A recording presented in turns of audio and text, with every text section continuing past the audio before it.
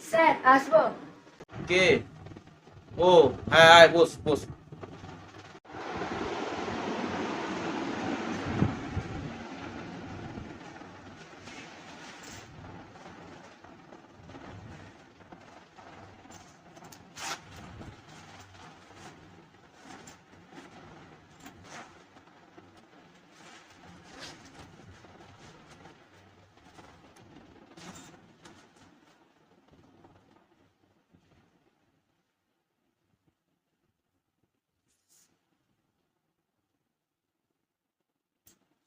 Sir এই অঙ্কটা পারিনি, একটু বলে দেবেন?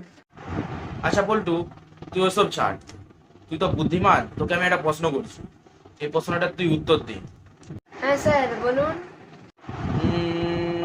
ধর একটা অঙ্কের মতনই, আহ, তোর একটা মাস্টার মাসে 800 টাকা করে পায়। সেই মাস্টারটা মানে মার্চ মাস থেকে পয়সা পায় আর কি। এটা তোর কি মাস? ধরেন মে মাস। তাহলে সেই 3 মাস পর কত টাকা বেতন পাবে?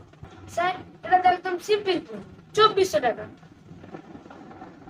একদম রাইট, ঠিক বলেছো।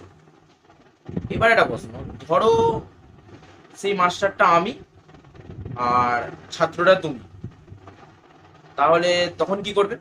স্যার ওটা তো একদম সিম্পল, টিউশনটা ছেড়ে দেবো। আচ্ছা, ছেড়ে দেবে, ছেড়ে দেবে। আচ্ছা, আমিও দেখাচ্ছি কিভাবে ছেড়ে দাও তুমি। আমি পয়সা পাই, তুমি ছেড়ে দেবে?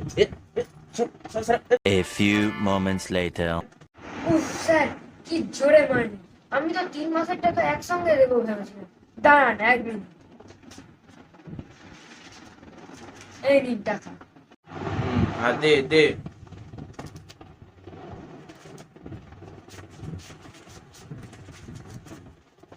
ঠিক আছে, এবার বল কোন অঙ্কটা পারবি, দে, করে দিচ্ছি।